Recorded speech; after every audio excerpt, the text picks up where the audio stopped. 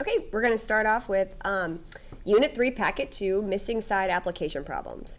So this whole packet really isn't anything new. It's just different ways to do the same thing we were doing in the last packet, which is solve for missing sides of right triangles. All right, our countdown to the geometry EOC, 7 months. All right, let's do a quick review. For our 3 trig ratios, sine, cosine, and tangent, we learned SO, CA, TOA to help us remember the ratios. Opposite over hypotenuse, adjacent over hypotenuse, and opposite over adjacent. So for all these, let's assume Z is our theta and label the right triangle. So Z is our theta. Our hypotenuse is always across from the right angle.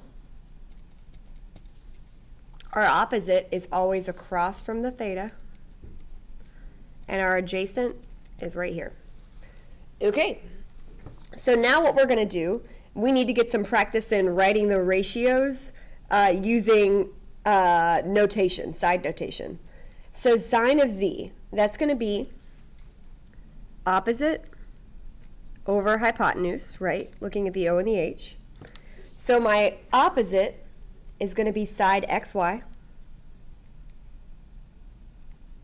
over my hypotenuse XZ. It's just another way to write it. All right, our cosine Z.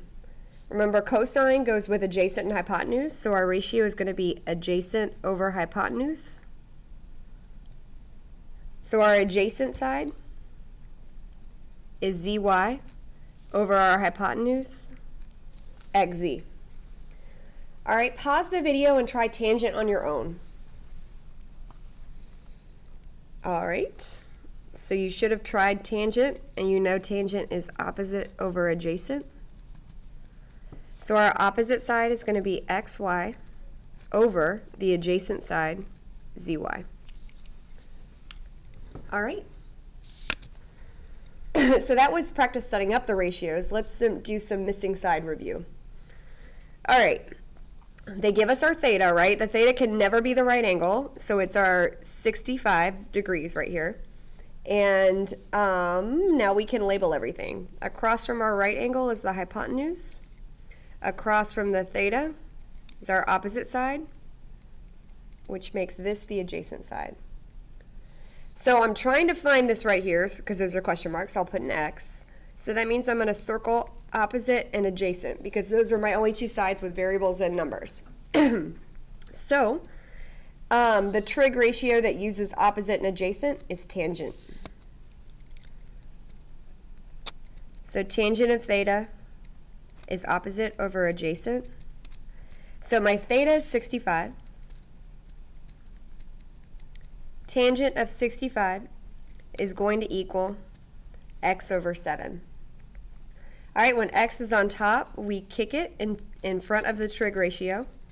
So x is going to equal 7 tangent 65. Okay, now I'm going to use the Desmos app. I'm going to make sure that I'm in degrees instead of radians. So hit degrees. All right. And I am going to do 7 tangent 65. All right, and I get 15.01. X is equal to 15.01. All right, I want you to try example 2 on your own, and we will talk about it in class. All right, example 3. Don't get discouraged. This whole packet is word problems, but it's the same exact thing that we've been doing, right? We just need to draw the right triangle ourselves and label it. All right, so in the isosceles triangle, PQR, isosceles is important. Our labeling is important. PQ is equal to RQ, which is 12. Angle P is 37, and QS is the altitude to side PR. All right, so let's start off by drawing an isosceles triangle. An isosceles triangle is not a right triangle, right? An isosceles triangle has 2 equal sides. All right, PQR. PQR. All right, I know that PQ is equal to RQ.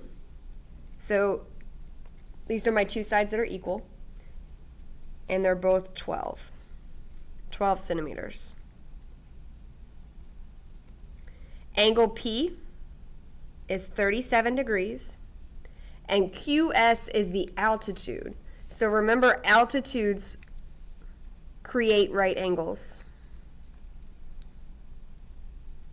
So it drops from the vertex, and it's the altitude PR. All right, find the length of QS. Oh, where did the S come from? Altitude QS. So from Q, we now have point S right here. So we need to find the length of QS.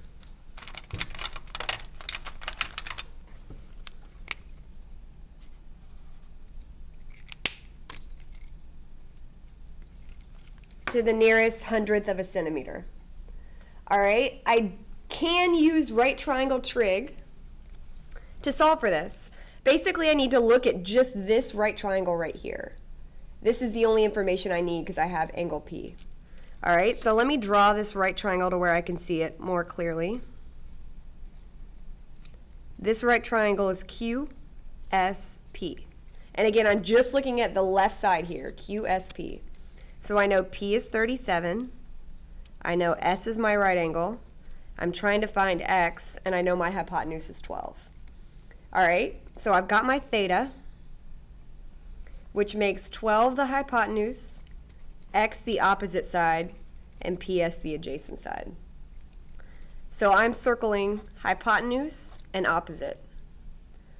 We know that out of our three trig ratios, sine uses opposite and hypotenuse. So sine of theta is equal to opposite over hypotenuse.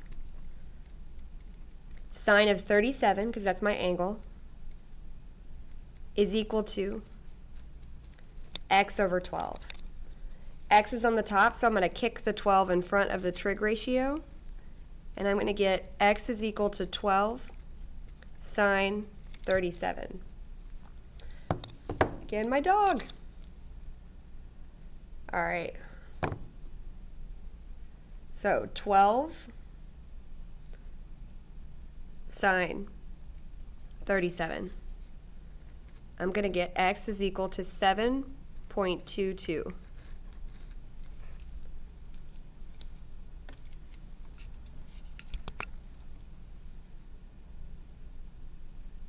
Sorry, waiting for it to focus.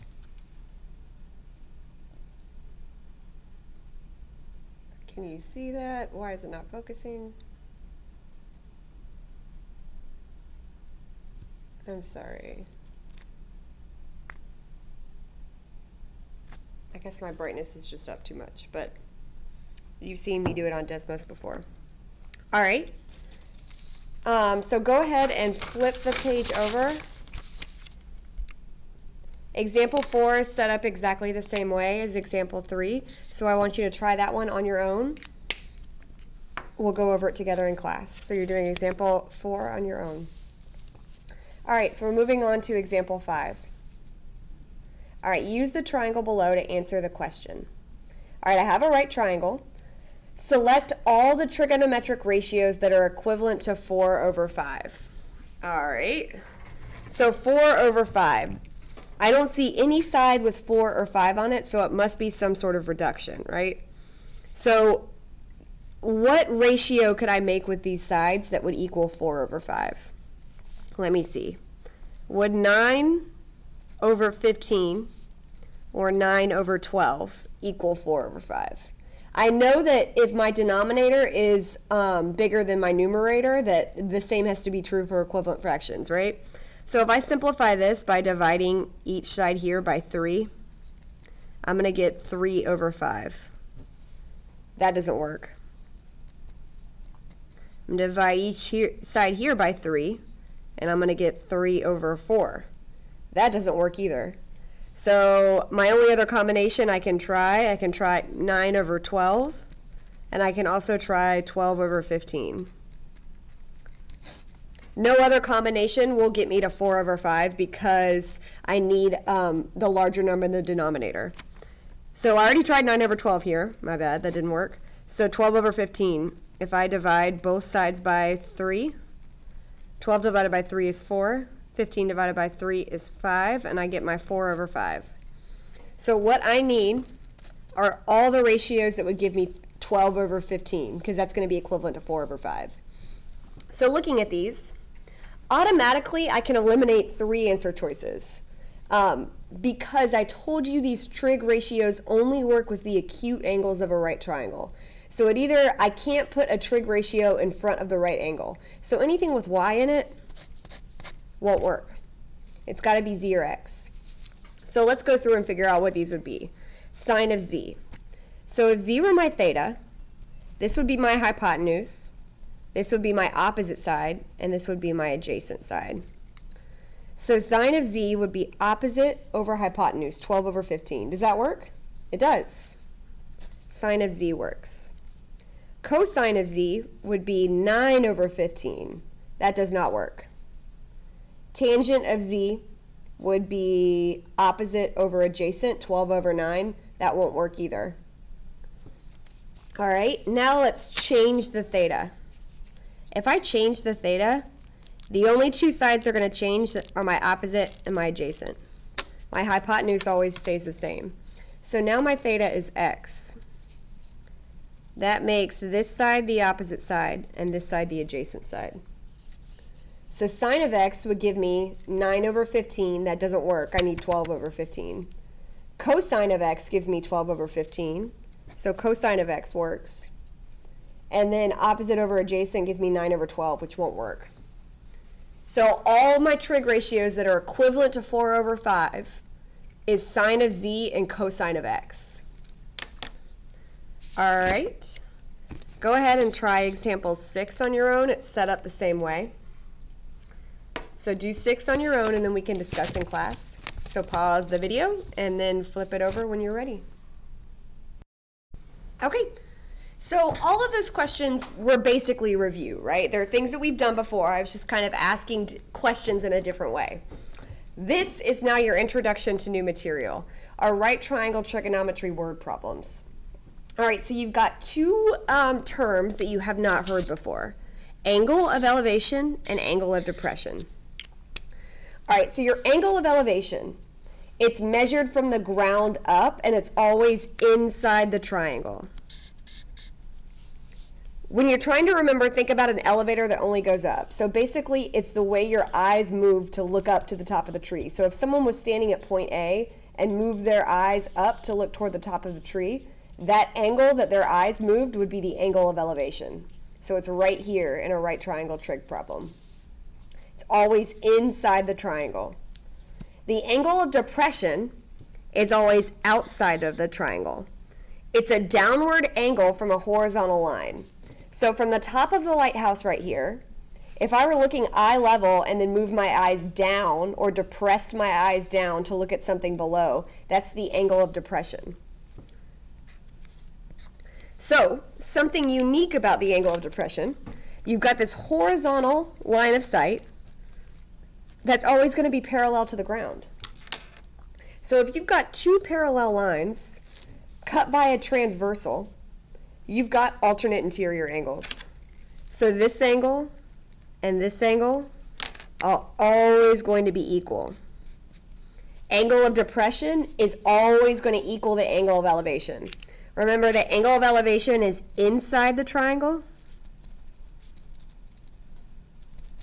Angle of depression, outside the triangle.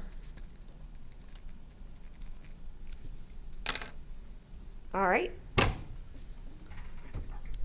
So we've got 2 options of solving, and I'll tell you what my preferred method is. So, option 1. If you know the angle of depression here is 38, this is also forms a right angle right here. So these 2 angles are complementary, meaning they have to add up to 90, right? So you could do 90 minus 38